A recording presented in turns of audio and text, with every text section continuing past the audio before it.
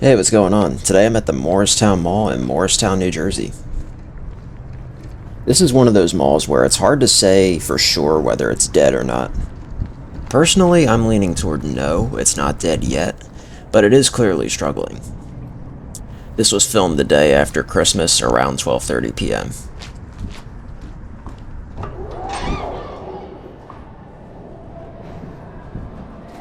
Moorestown Mall was opened in 1963 by the Winston Muss Corporation. It was one of the first indoor malls in the Philadelphia area, only a couple of years younger than the Cherry Hill Mall, which is located 3 miles down the road from here. The original anchors were Gimbel's, Wanamaker's, Woolworth's, and ShopRite.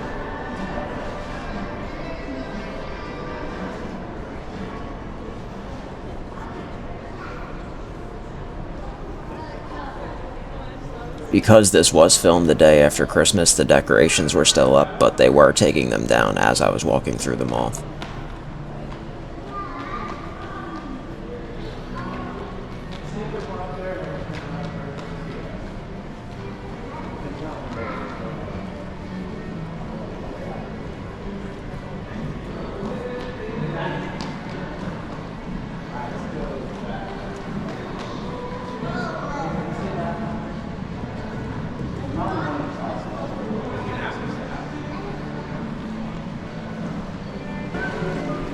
One of my favorite things about this mall are the fountains. There are 3, and yes, they're all still turned on.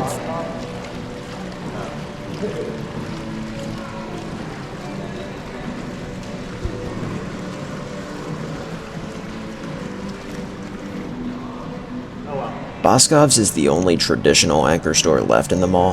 This was originally Gimbel's from 1963 until 1986 when the whole company went out of business. In 1986, it became Stearns. Then in 1990, Stearns became Ports of the World, which was a concept store by Boscov's, before eventually becoming just a regular Boscov's at some point in the 90s. And honestly, Boscov's is the only reason I ever come here to actually go shopping. A lot of people I know say this is one of the better Boscov's in the area, and I have to agree.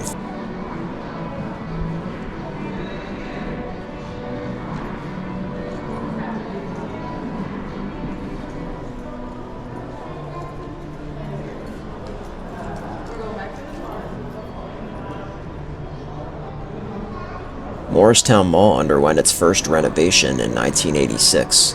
Then in 1992, just 2 days before Christmas, a fire broke out in Herman's sporting goods store and spread to other stores in the mall. It took 5 hours and 300 firefighters to put out the fire. 2 firefighters and 1 mall employee suffered minor injuries, but luckily no one was killed. However, the inside of the mall did have to shut down for a few months because of the damage, so only the anchor stores were open. And then the mall underwent a major renovation in 1993 and 94.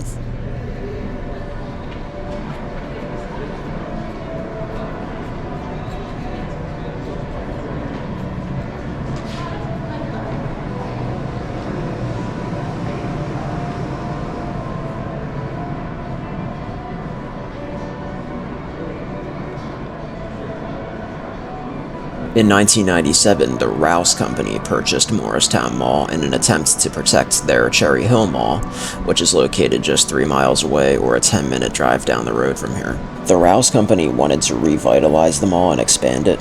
At that point, Lord & Taylor had already agreed to open a store at the mall, and Nordstrom considered doing the same but ended up not doing so in the end. This time after time here, just about a week and a half before I'm uploading this, the manager was arrested after allegedly placing a hidden camera in the employee bathroom and using it to spy on underage employees. He was then charged with possession of child sexual assault material and invasion of privacy.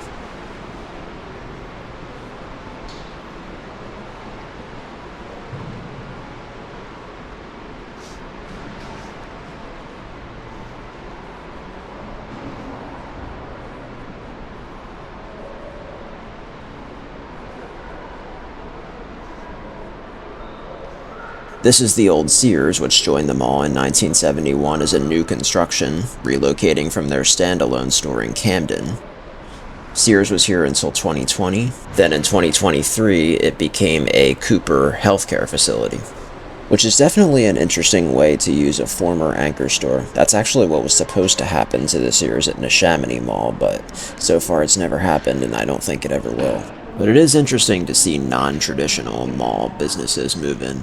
Now, I doubt that the healthcare facility is actually bringing a whole lot of shoppers to the rest of the mall, but still, it's good to see the old Sears building being used for something instead of just sitting there vacant for decades.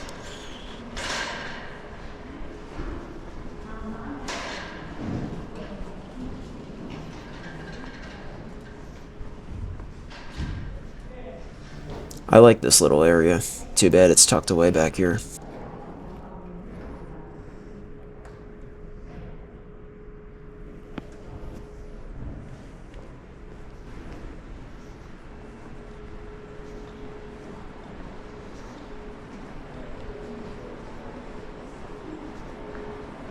They've also got an Amazon locker box, which is cool, if you don't trust porch pirates not to steal your packages.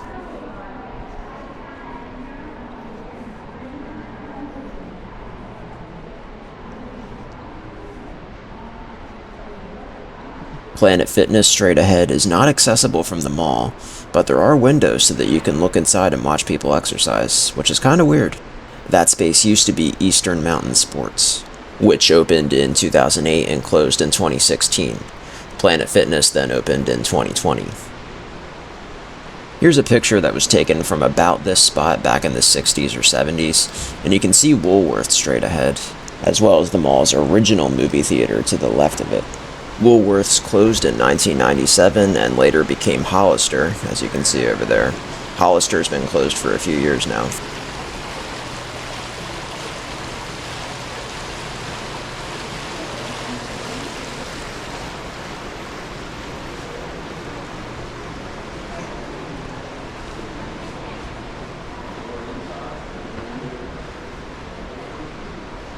In 2003, Moorestown Mall was acquired by Priet, which still owns it to this day.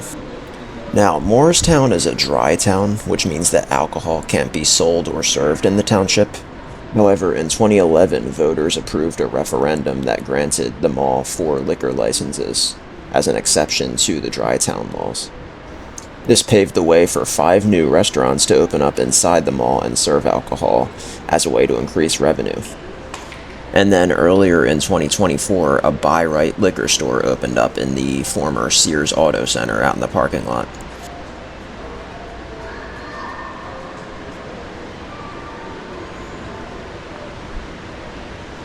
This H&M opened in 2016.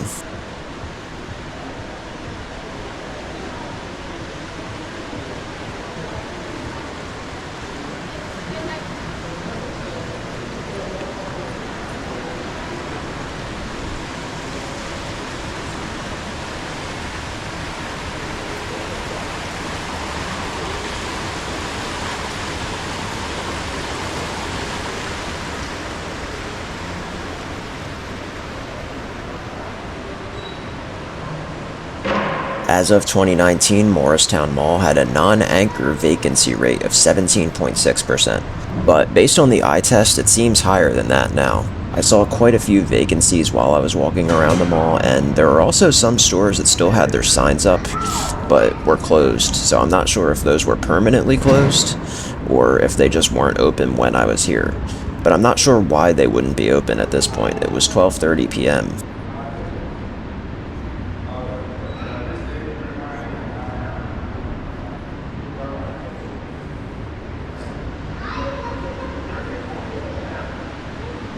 In 2022, Priet announced that it had gained approval to build 375 apartments on the property, along with a 125-room hotel. The number of apartments could reach 1,065. And construction for that is already underway. They're actually building a parking garage out near the Boscovs to accommodate the apartments.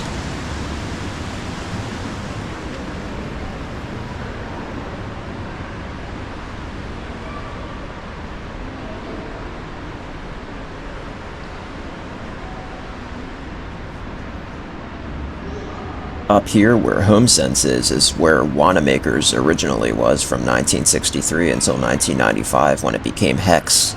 Then Hex became Strawbridge's in 1997, and then the Strawbridge's building was demolished in 1998 and rebuilt in 1999. Strawbridge's became Macy's in 2006, then Macy's closed in 2017. Then in 2018, the old Macy's building was subdivided into HomeSense, which is the only store accessible from the inside of the mall, Five Below, Michael's, and Sierra Trading Post. Back there behind the Christmas tree and the Santa display is where Lord & Taylor was located from 2000 until it closed in 2020. It was built as a new construction, there was nothing there before. Then in 2022, it became Turn 7, which closed earlier this year in 2024.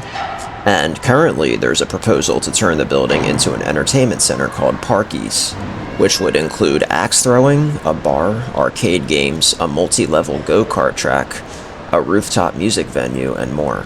I'm not quite sure how that's coming along because most of the articles I've found about that are from mid-2024.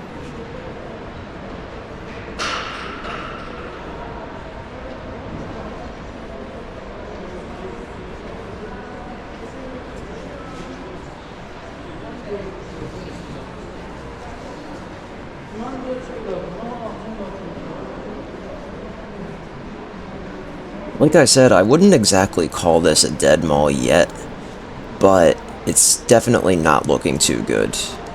But I can say that Priya is at least trying to keep this place alive, unlike the Exton Square, which they just totally ignored for years. They're still trying to bring in new tenants, and they are bringing some in, even if they're not the traditional mall tenants. It's really hard to compete with Cherry Hill Mall, which is right down the road from here, literally on the same street. But they're trying. Now, how long they'll be able to survive, I really don't know. I think they'll probably be here for at least the next 5 years. But, 10, 15 years from now, it's hard to say. There are quite a few vacancies here, and it's going to be hard to fill all of them. By my estimation, I would say that the mall is at least 30% vacant.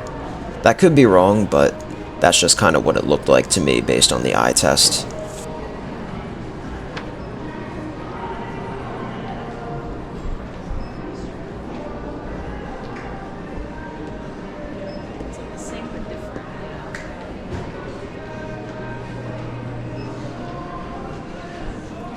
Now we're entering the food court, which they call the dining court. And it's an okay food court, but it's nothing spectacular. It seems to be about a little over halfway occupied. This was originally the location of ShopRite until 1968 when it became Pathmark. Then Pathmark closed in 1980, and I believe that's when the food court was added.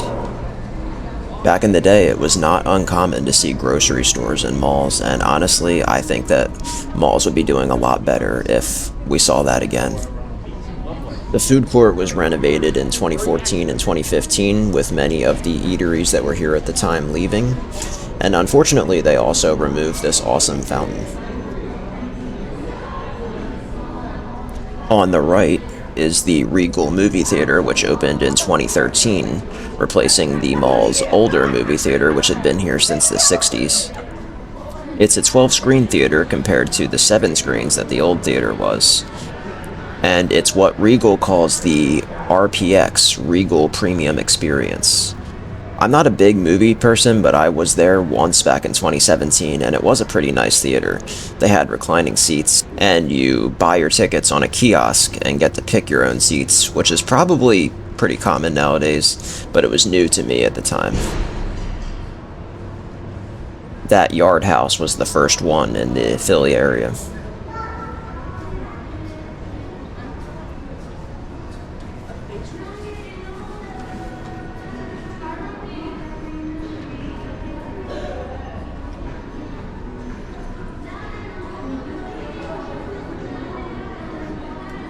Over here, you got some more vacant food court restaurants. I think that's 6 places that are open and 3 places that are closed. But then again, sometimes it's hard to tell exactly how many closed restaurants there are. But I don't remember any places being on the right side last time I was here, so I guess that's a good sign that they're getting new people to open up places.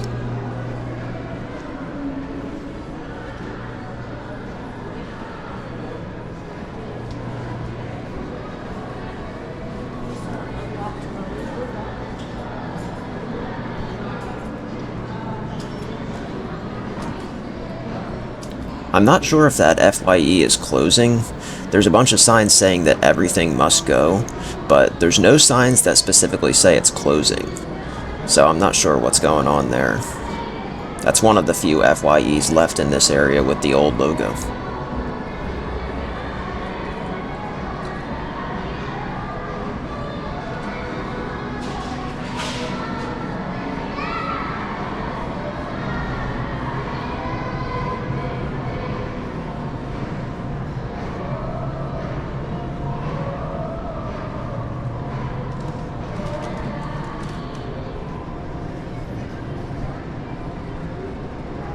Well, that about wraps up this tour of Moorestown Mall.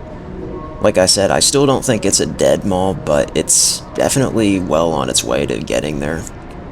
But it is good to see that they're trying to keep it alive at least, which is more than I can say for a lot of other malls in this area.